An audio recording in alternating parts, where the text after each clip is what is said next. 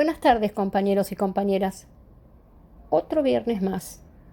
Al fin viernes, Moreno, al fin viernes.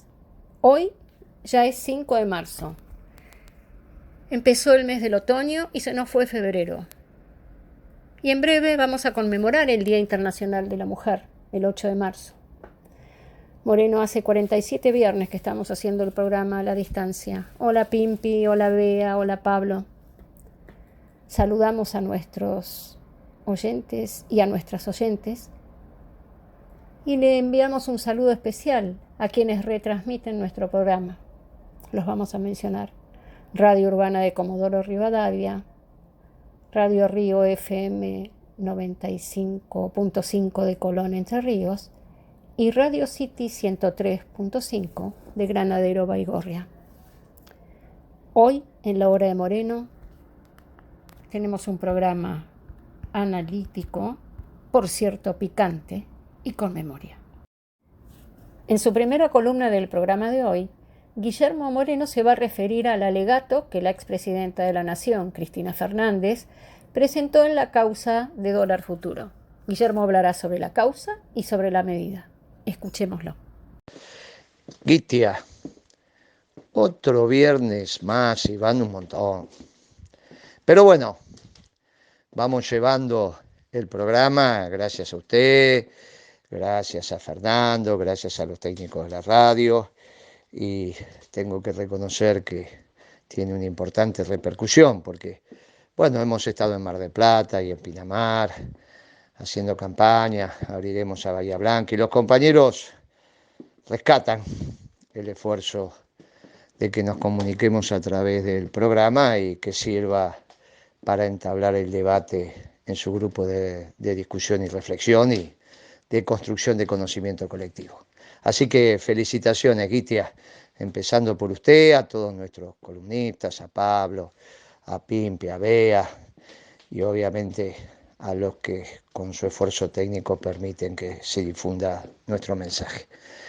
Mire, Guitia, ayer la expresidenta, actual vicepresidenta, hizo un descargo.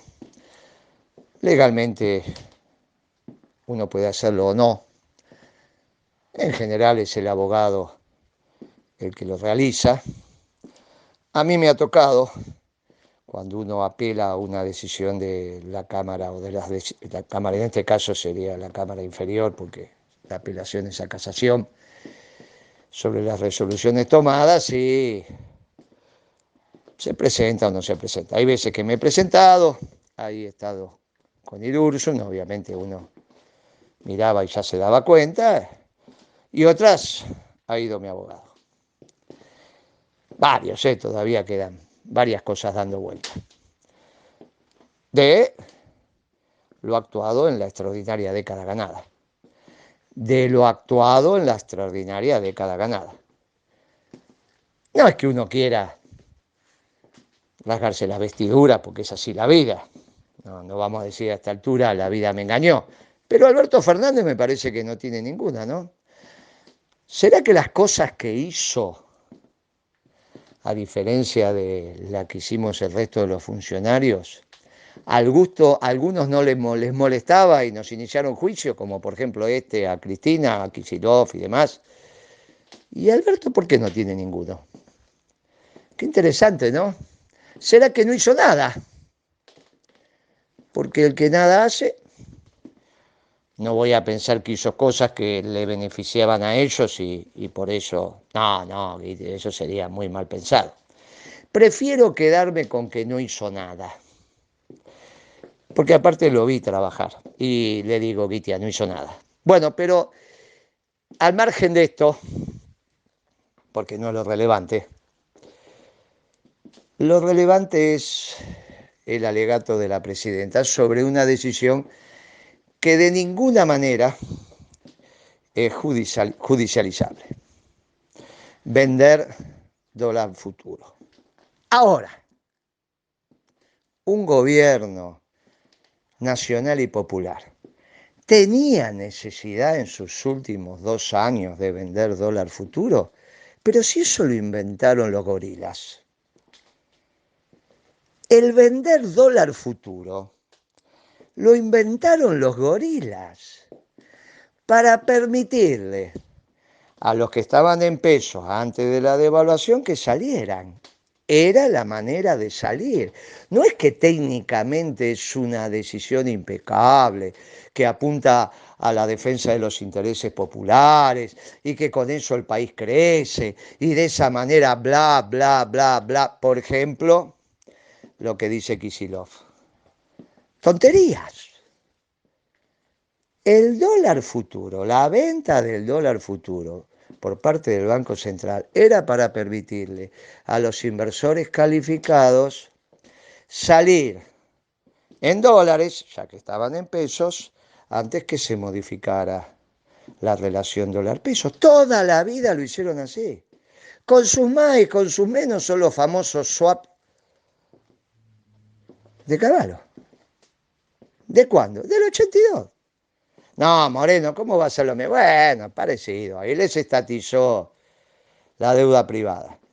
Los muchachos habían tomado deuda en dólares, los dólares ya no estaban y entonces, bueno, me hago cargo yo. Y esto es lo mismo. En vez de hacerme cargo yo, le vendo dólar futuro y le compenso en pesos el quantum de la devaluación. Ah, o sea que siempre, entonces, ¿y por qué lo hizo el gobierno nacional y popular? Y porque en algún momento me parece que se deja de reflexionar bien. Mire, yo escuché a la presidenta y dice en un momento que no puede pagar las jubilaciones con aumento porque tiene que pagar la deuda externa. Pero me hizo acordar a Avellaneda cuando dijo que los compromisos se honran con la sangre y la sed de los argentinos. Pero ¿cómo puede ser? ¿Qué le está pasando? ¿Pero cómo? O sea que la deuda la pagan los jubilados. O sea que se afirma ahora en boca de Cristina que la deuda no la paga la oligarquía, sino los jubilados, y por eso no le aumentamos la jubilación a los jubilados. Mire, Guitia, vio por qué tiene que volver el peronismo. Y tiene que volver con todos sus principios y valores. Tiene que volver con todos sus principios y valores. Esto está muy desordenado, pero muy desordenado.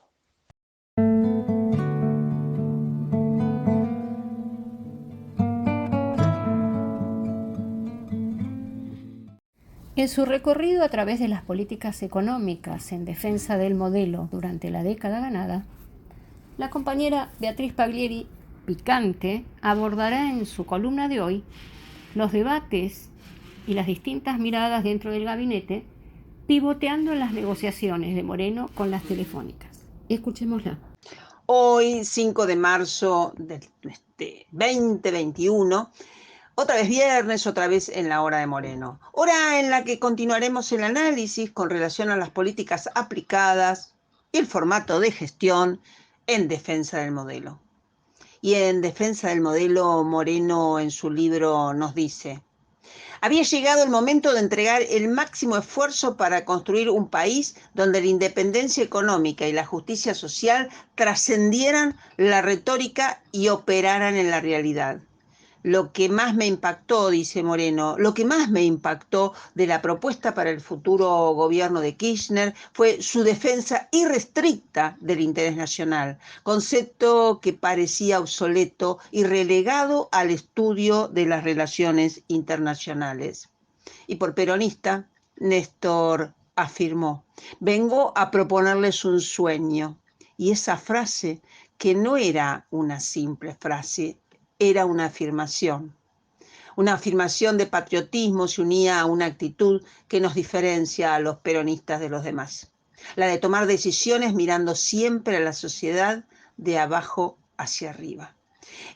En los programas anteriores hemos analizado sobre endeudamiento, los recursos fiscales, también hemos analizado las diferentes posiciones planteadas por los equipos técnicos y hoy vamos a analizar las diferencias, los debates que continuaron hacia el interior del gabinete.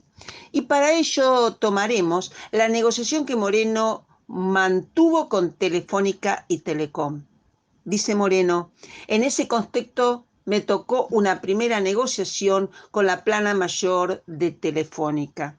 Lo insólito es que los representantes de las empresas fueron a esa reunión con el original del expediente que era del Estado Nacional, del Poder Ejecutivo, pero estaba en manos de ellos. Ante la pregunta obligada de Moreno de por qué tenían ellos ese expediente relacionado con las tarifas, dijeron que lo tenían por precaución, que ellos sabían que el área de comunicaciones cambiaría de dependencia, pasaría del Ministerio de Economía al de Planificación. Es decir, dejaba de tenerlo la Baña para ser responsabilidad del ministro debido. Y tenían miedo de que los expedientes se extraviaran y solicitaron tenerlos en custodia. En la etapa del compañero expresidente Eduardo Duhalde, el ministerio conducido por La Baña era el Ministerio de Economía y Producción y tenía responsabilidad primaria, entre tantas funciones, sobre los servicios públicos y por ello también sobre la negociación de tarifas. Y bajo su gestión, elevó al presidente Duhalde un proyecto de decreto de necesidad y urgencia. Suena muy raro que ese ministerio le entregara en custodia los originales. Muy raro, pero los tenían.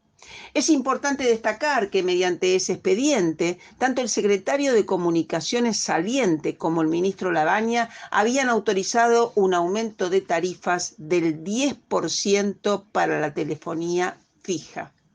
Pero el proyecto de decreto no lo firmó el presidente Duhalde. Es decir, no se había ejecutado la medida a favor de esas empresas. Una noticia periodística de la época, del 22 de enero del 2003, titula: Duhalde tiene el decreto que recoge un aumento de las tarifas públicas y agrega: el presidente de Argentina, Eduardo Duhalde, cuenta desde ayer con el decreto de necesidad y urgencia que autoriza al Ministerio de Economía a instrumentar la subida de las tarifas de todos los servicios públicos privatizados. La subida. Eso nos da cuenta que era el diario El País de España. Sin embargo, el presidente aún no lo había firmado, contrariamente a lo comunicado en principio por fuentes del gobierno que aseguraban que ya había sido promulgado, aunque posteriormente negado.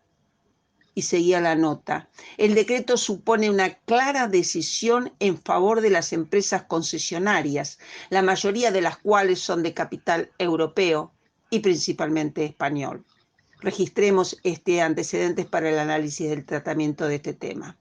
Y también que Néstor Kirchner creó el Ministerio de Planificación Federal, Inversión Pública y Servicios, y el ministro fue entre el 2003 y el 2015 inclusive el arquitecto Julio Debido.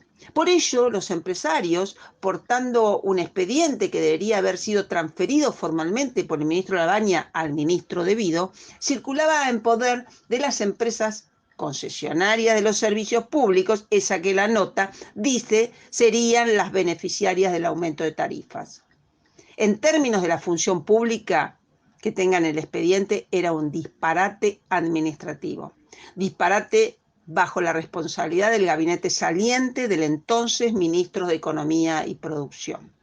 Cuando se produce un cambio de autoridades y el decreto o cualquiera fuera la entidad de la normativa no está firmado y publicado, debe reiniciar el circuito de firmas de las nuevas autoridades, ni hablar de un proyecto de necesidad de urgencia como era el que contenía el expediente en manos de las empresas.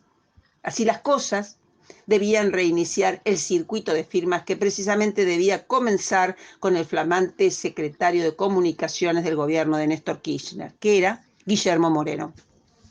Sin duda, ellos, Los empresarios suponían que el trámite sería sencillo, pero fue diametralmente distinto a la experiencia que esos empresarios habían tenido hasta esa instancia.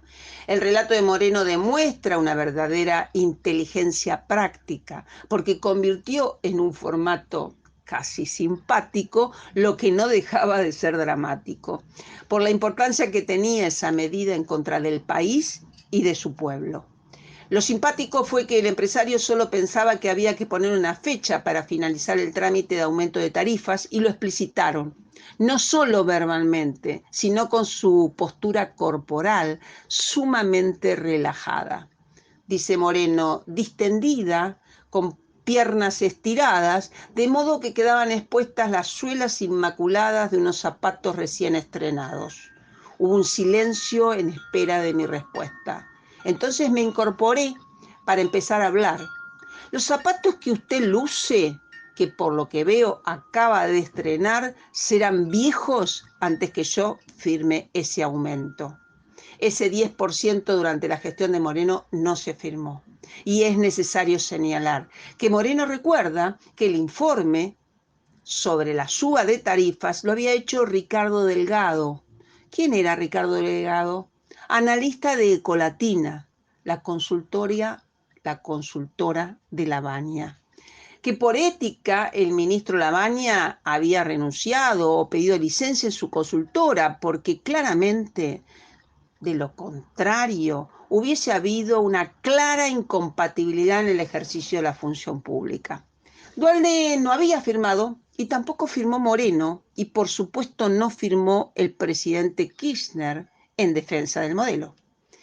Hay otra noticia periodística vinculada al tema que relata que el 12 de agosto de 2003, en Tucumán, el entonces vicepresidente compañero Daniel Scioli formuló declaraciones propiciando un ajuste de tarifas públicas, las que se encontraban congeladas del gobierno de Eduardo Alberto Duhalde. Lo hizo durante el coloquio anual del Instituto para el Desarrollo Empresarial de la Argentina, IDEA. Y dice la nota, avanzando sobre la gestión del ministro de Economía, Roberto Lavagna, Scioli expuso sus ideas ante banqueros, industriales, comerciantes y ruralistas ahí reunidos. Aquí hay tres poderes, yo encabezo el legislativo y desde allí voy a impulsar la agenda económica como complemento de la política, expuso Scioli. La nota abunda en información, pero el Poder Ejecutivo Nacional es unipersonal y Néstor Kirchner no permitió que el vicepresidente tuviera competencia para impulsar la agenda económica. Picante los temas, como nos dirá o nos diría nuestra conductora, la Guitia. Picante, pero con memoria podemos construir la verdad histórica. Pablo Chaliú, en su columna de hoy, analizará los temas económicos abordados por el presidente de la Nación, Alberto Fernández, en el discurso que dio al inaugurar las sesiones ordinarias del Congreso de la Nación. Pablo hablará de doctrinas y de ideologías y también desnudará las contradicciones en las que incurre el ministro de Economía, quien maniobra en aguas turbulentas. Buenas tardes, Gitia, Guillermo, Beatriz, Pimpi, los saludo, así como a todos aquellos que nos están escuchando. Y bueno, el presidente habló el 1 de marzo y como es costumbre cuando hace esos discursos largos que tienen importancia, cuando se refiere a los temas económicos, hace un repaso general de los temas, una especie de enciclopedia. Todos los temas que importan están allí en el discurso del presidente, hasta la mención a los planes de desarrollo, la producción, la reactivación, en fin, de nuevo, todo aquello que interesa. Pero cuando uno quiere buscar el hilo conductor de esas políticas, cuando quiere buscar los pilares sobre los cuales se apoyan las mismas, y bueno, ahí aparece un problema. No es fácil de encontrar, o yo diría, no se encuentran Y bueno, eso es propio de las ideologías socialdemócratas. La socialdemocracia no tiene una doctrina económica, como sí lo tiene, por supuesto, el peronismo. Pero la socialdemocracia no.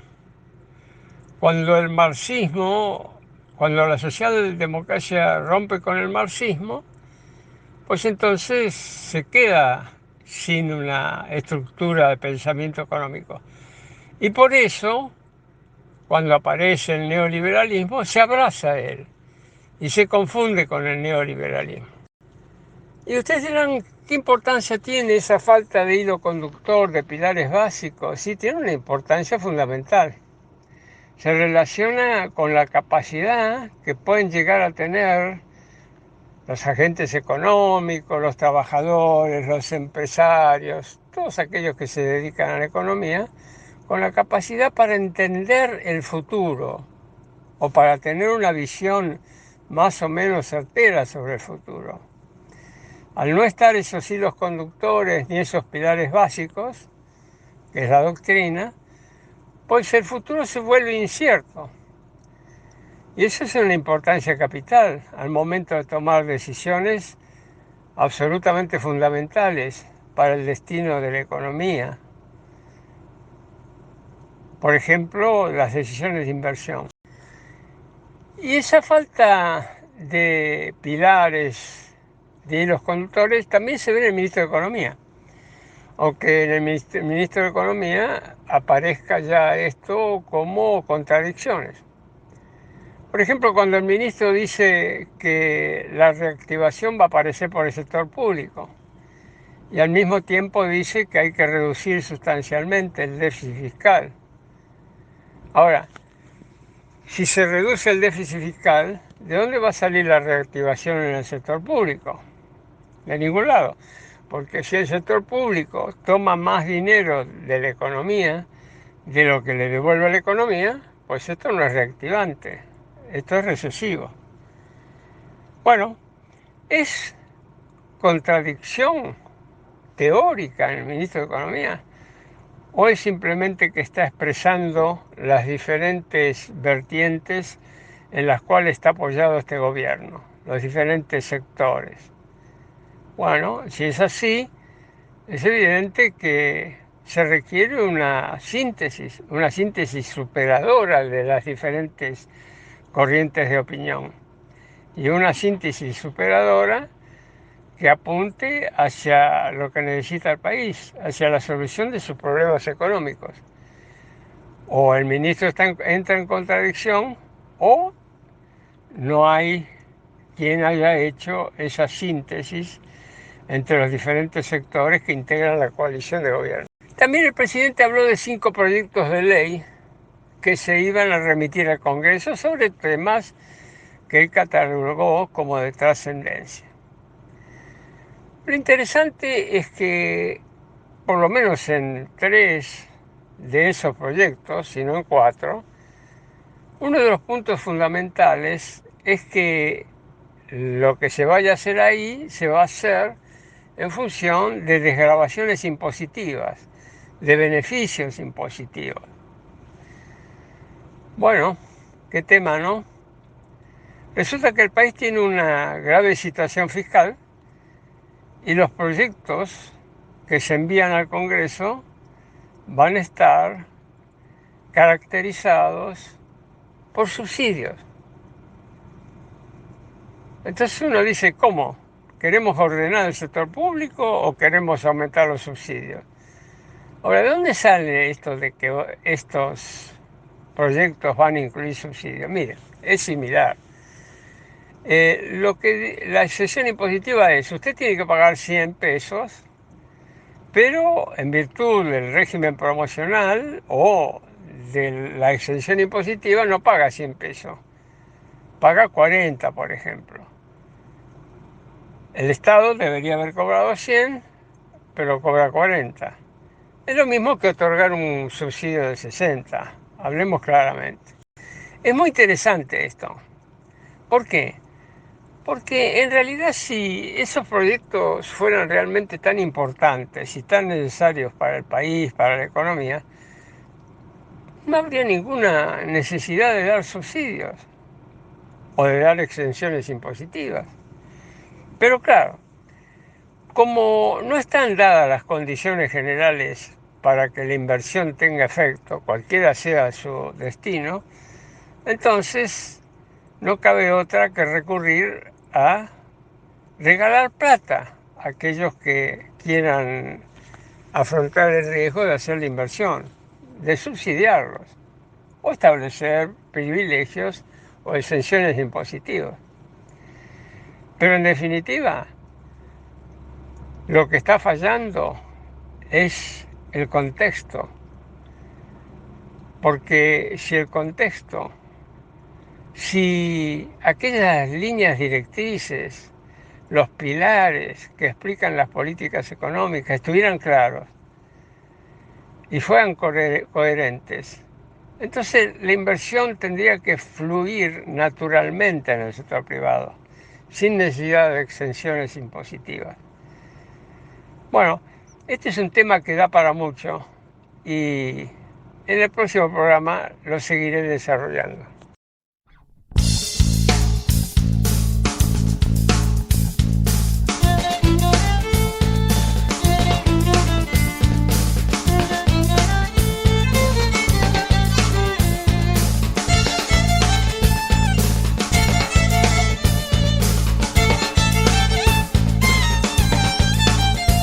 Perdimos el tiempo justo para ser la gran nación. El ser chicos hoy no duele en el alma y la ambición.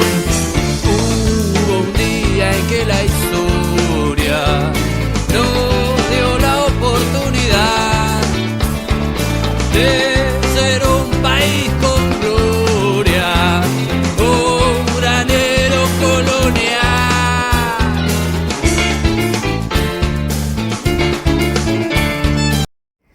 Se acerca el Día Internacional de la Mujer y este es el tema central elegido por la compañera Pimpi Colombo para su columna de hoy.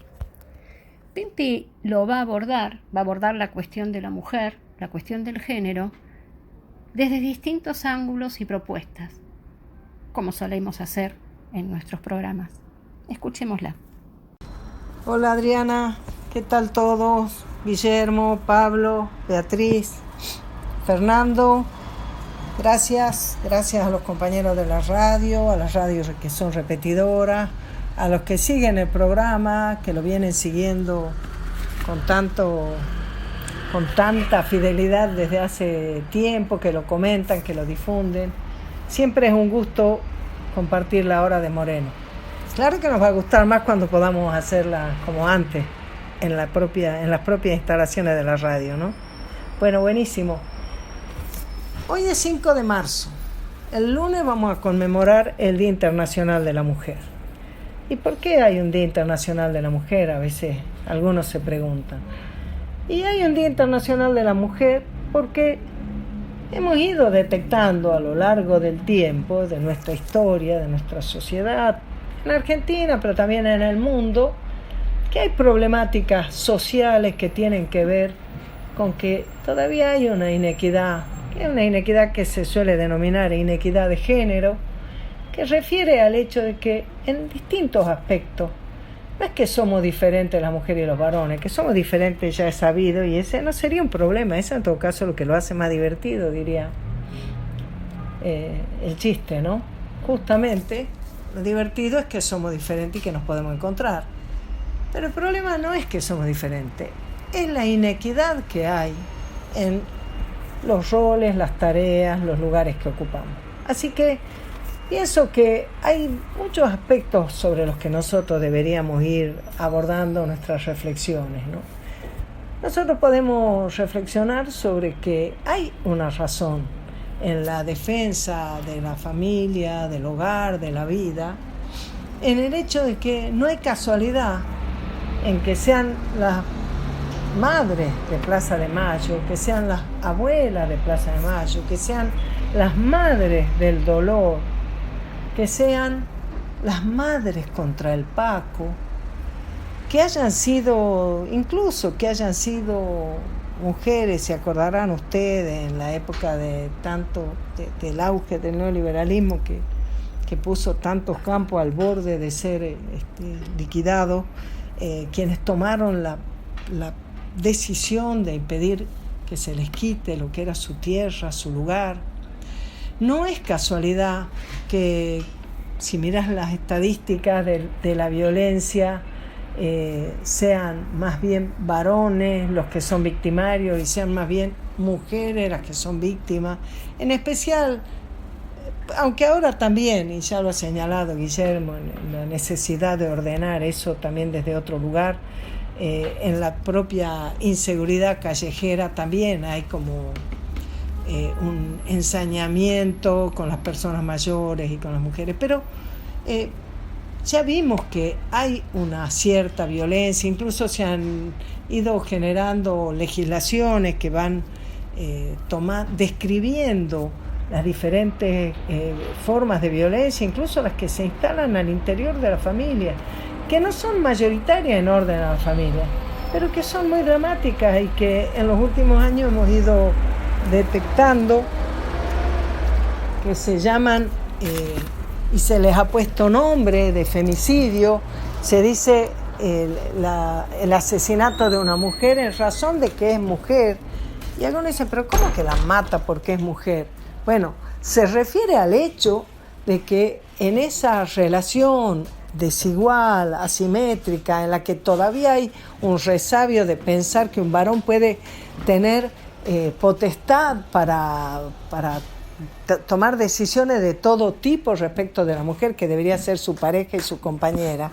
Bueno, como ya el peronismo ya tiene más que mucho ejemplo e historia de lo que es construir comunidad y de lo que es que mujeres y varones compartamos en equidad, y también de haber construido las herramientas de lo que se suele llamar medidas de acción positiva, precisamente destinadas con medidas que son de discriminación, pero que tienden justamente a equiparar, como si vos dijeras, bueno, si estás lidiando en una situación con dos personas de las cuales una está como con menos acceso a ciertos derechos, vos vas a poner un poco más de esfuerzo.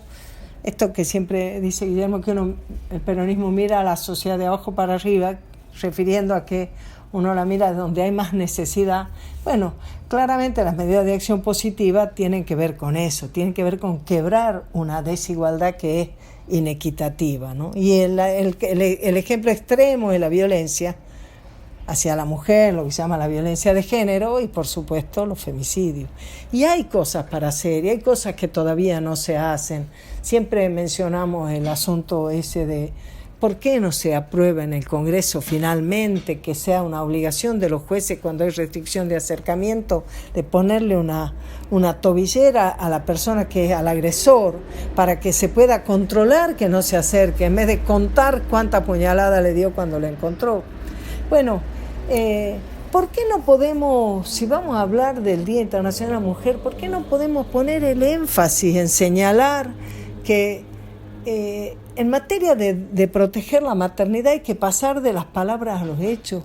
No debe ser solamente una formulación, y mucho menos alcanza con que sea una formulación cuando hay tanto embate que pretenden desnaturalizarlo, minimizarlo, a la importancia que tiene la tarea de la maternidad, que es tan importante para la madre, para el chico, para el conjunto de la familia, y que requiere que finalmente se le dé el valor, el sentido que tiene, no solamente de palabras, sino con hechos. Estábamos pensando el otro día, ¿por qué se perdió en la escuela aquello que se llamaba de alguna manera u otra educación para la vida familiar, que te daba herramientas para desenvolverte en tu casa? Aprendías algo de administración de la economía doméstica, aprendías algo de coser, de cocinar. Bueno, algunos dirán que yo no aprendí tanto, pero eso no importa, porque en todas las materias habrá cosas de pareja. Pero teníamos una formación, aprendíamos algo de puericultura, alguna cosa de psicología para nociones para comprender sobre las relaciones entre las personas. Bueno, hoy por hoy, ¿cuánta falta nos haría para esto de reconstruir la comunidad? ¿Cuánta falta nos haría que mujeres y varones tuviéramos desde la formación más temprana ese tipo de valores y de herramientas, ¿no?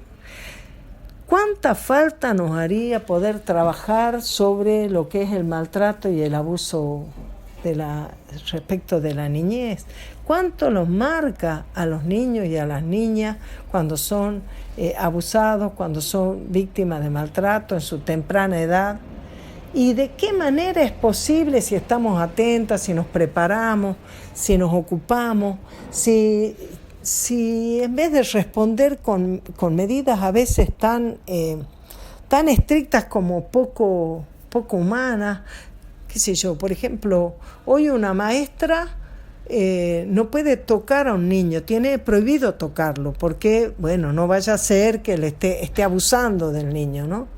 Decir, bueno, no, las normas no deberían ser en ningún caso dictadas por la contravención, deberían ser dictadas por la construcción del valor que acompaña los principios, ¿verdad? Hoy por hoy, la Argentina ha firmado las convenciones respecto de la violencia en relación al trabajo. Estamos hablando del trabajo remunerado. Bueno, también uno podría pensar en cuanto al trabajo no remunerado. Ya tocará que hablemos de eso. Pero es cierto que necesitamos construir las condiciones de equidad, sin darnos vuelta y sin que esto sea un tema de mujeres contra varones, simplemente en la construcción de una comunidad donde los adultos como pares tenemos derecho, construimos el país en el que queremos vivir y en el que queremos criar a nuestros hijos, a los que les queremos dar la posibilidad de que como jóvenes tengan proyectos, como niños tengan lo que necesitan, el alimento, la salud, la educación, que se lo podamos brindar, que podamos ser mujeres y varones compañeros en eso, sin creer que somos intercambiables. Tenemos cosas diferentes, cumplimos funciones diferentes. Y por supuesto, ustedes no pensarán que yo voy a terminar mi columna sin referir al hecho de que todavía no tenemos una jubilación para las amas de casa, a pesar de que la moratoria de Néstor Kirchner, que fue extraordinaria, con un impacto social impresionante, permitió incorporar más de 2 millones de mujeres al derecho jubilatorio. Bueno, pero todavía nos falta construir las herramientas de esa legalidad que hagan que el trabajo que hoy hace que cada casa sea un hogar tenga, cuando llegamos a la vejez, cuando nuestras manos ya están tal vez deformadas, nuestro cuerpo está cansado, no tengamos que vivir pidiendo o preguntando. Y ustedes me dirán que hoy todavía hay muchas mujeres y varones que también tienen dificultad de acceso a la jubilación. Y me dirán con toda razón que el gobierno, que debió haber venido a poner equidad y justicia en el derecho de nuestros jubilados, no ha hecho más que continuar lo que venía pasando. Y yo digo, ustedes tienen razón, pero que no sea una cosa que compita con la otra, porque nuestra responsabilidad con nuestros principios, con nuestros valores, nuestra responsabilidad es precisamente construir la justicia social, que seguramente no podría haberla si aceptamos y naturalizamos ninguna forma de discriminación. Nos vemos el viernes. En su columna de cierre, Guillermo va a hablar sobre la necesidad y la pertinencia de resolver este desorden a partir del regreso de un gobierno peronista. Y Guillermo nos va a decir por qué el peronismo tiene posibilidades concretas de hacer una buena elección este año en la provincia de Buenos Aires. Que no se sorprendan, porque ya lo venimos analizando y expresando. Escuchémoslo. Y dijimos en la columna anterior que esto estaba muy desordenado. Y al desorden se lo resuelve con orden. Bueno, está empezando a aparecer. Cuando hablamos del orden en este caso que hay que conseguir, que es el orden macroeconómico a partir de la instauración de un gobierno peronista. ¿Y hay posibilidades, Moreno? piensa usted, y hay posibilidades. Ya lo señalamos, el espacio peronista en la provincia de Buenos Aires, que es donde se va a dar la madre de las batallas, tiene 30% de votos. No solo lo dicen las encuestas que nosotros hacemos, sino que lo empiezan a decir el resto de las encuestas. Esta semana salieron 2 y dijeron sí. Ahí está.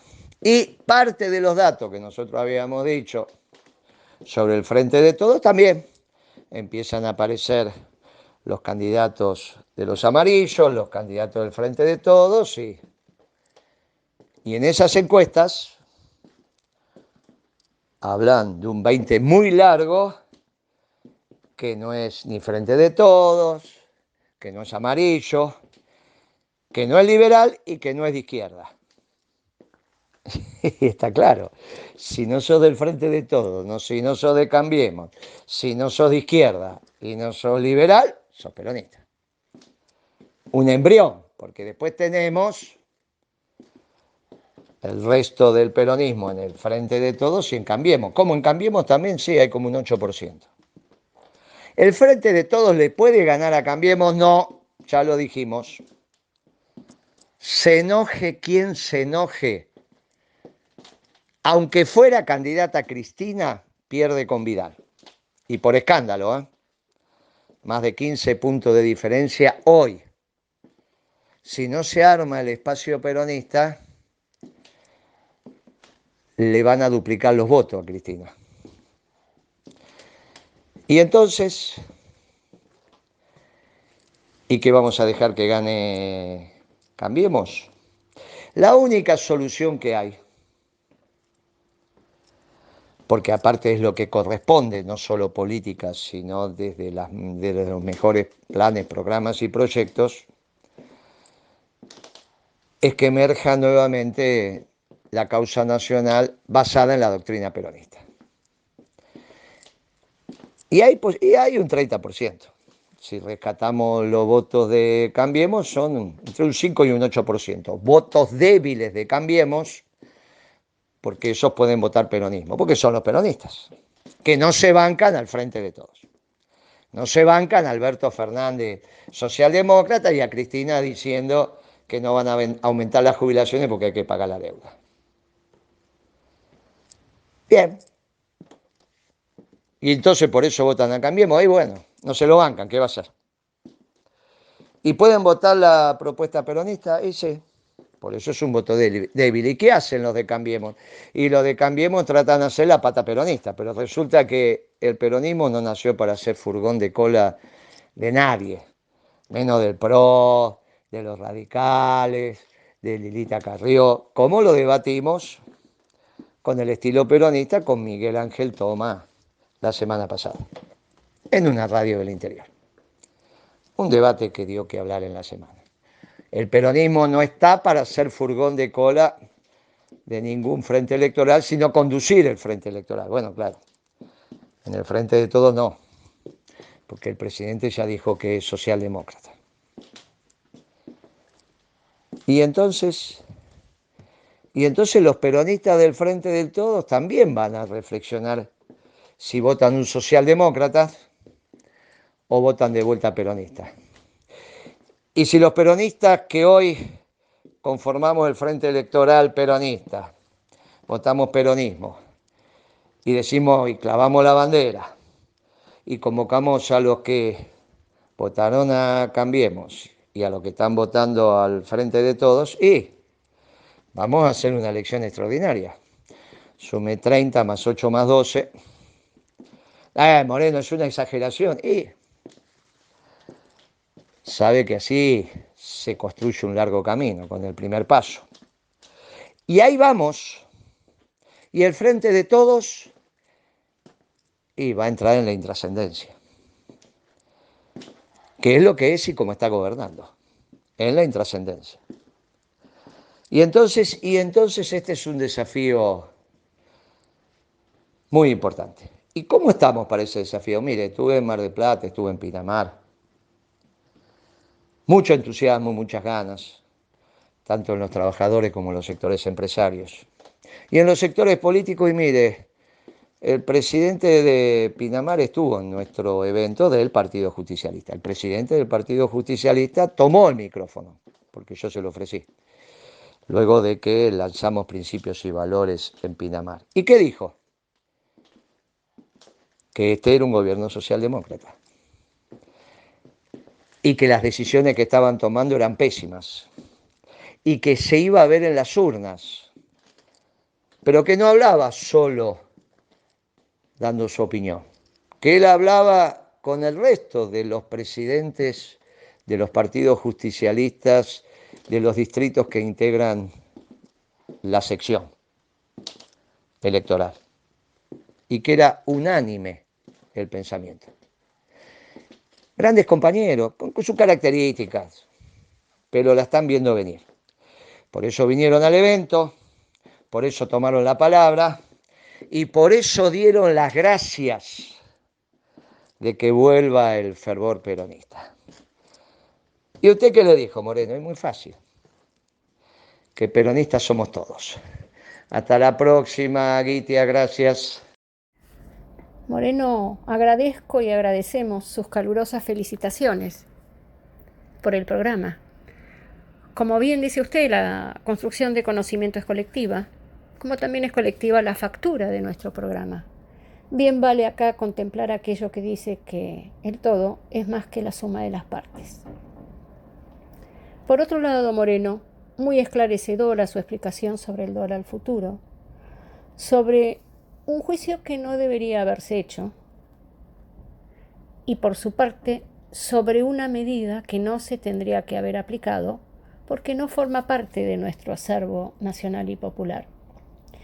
¿Qué tema, no? Si se legitima la judicialización de las medidas y de las políticas económicas. Vamos a estar sumando un problema grande a la gestión, a las gestiones de un gobierno y del gobierno. Por otro lado, Moreno, me sorprendió. Usted también tocó este tema. Me preocupó. Y le digo incluso que me dolió lo que dijo la compañera Cristina con relación a los jubilados. Yo seguí su alegato, cuyo eje fue, por cierto, el Poder Judicial, su accionar, el lawfare, pero me preocupó cuando dijo, y lo cito textual, el tema de los jubilados. Ella dijo, el Poder Judicial contribuyó a que ese gobierno ganara las elecciones e hiciera lo que hizo después. Ustedes también son responsables de lo que pasó y de lo que está pasando en la República Argentina. Y realmente me da mucha bronca porque la que sufre es la gente. No podemos aumentarle a los jubilados porque estamos endeudados hasta acá. Eso dijo la expresidenta de la Nación Argentina. Y sus dichos me generaron esas sensaciones porque, en primer lugar, mencionó a los jubilados. Son los únicos a los que mencionó, especialmente en su discurso. En segundo lugar, porque realizó un recorte de las responsabilidades de lo acontecido en los últimos años en nuestro país. Y ese recorte puso las responsabilidades afuera. Y finalmente, porque es una afirmación que constituye un grave problema para un sector de la población, problema para el cual no habría solución en el contexto de su discurso. Bueno, ya que hablamos de la expresidenta de la Nación y actual vicepresidenta, me acerco al tema que tomó la compañera Pimpi Colombo en vísperas de una conmemoración más del Día Internacional de la Mujer. La compañera Pimpi lo abordó en profundidad. Entre los planteos y las reflexiones que hizo, retomo un tema que me preocupa, que es el tema de las primeras violencias. Esas primeras violencias son el abuso y el maltrato infantil. Después vendrán las otras violencias y considero que tenemos que trabajar fuertemente este tema, que muchas veces está oculto y negado socialmente. También me pareció importante reflexionar y trabajar el tema que planteó Pimpi con relación a la legislación, cuando dijo que debería mirarse en vez de las contravenciones, la construcción positiva del valor en las relaciones humanas. Me parece que es un tema que es un cambio de óptica que hay que trabajar. Con relación a lo que dijo Chaliú, me pareció interesante el contrapunto que hizo entre la doctrina económica peronista y justamente la ausencia de doctrina económica del pensamiento socialdemócrata. Recordé aquí nuevamente las columnas de la compañera Beatriz Paglieri del año pasado, donde mencionaba, entre otros, que hay ministros y mentores económicos que ejercieron y asesoraron en gobiernos de distinto signo político ideológico. Moreno, qué bueno, ¿no? Los que quieran a Perón, que se suban al camión. Y anda recorriendo usted la provincia. Muy fuertes sus palabras con relación al destino del Frente de Todos y al rol y a la responsabilidad en esta coyuntura, como también lo ha sido en otras, del movimiento peronista, movimiento que está en ebullición. Parte de esta ebullición se está expresando hoy en la superficie, pero es la punta del iceberg. Y queda un largo trecho aún hasta las elecciones. Iremos viendo cómo se van acomodando los melones en el camión, pero que esto va a ser siempre por la felicidad y tiene que ser siempre por la felicidad del pueblo y la grandeza de la patria. Y finalmente hemos llegado, compañeras y compañeros, al cierre del programa. Como siempre, nuestro agradecimiento a todo el equipo de Radio Caput y a nuestro compañero productor Fernando Molgaray. Hasta el próximo viernes. Cuídense y tengan todos y todas un buen fin de semana.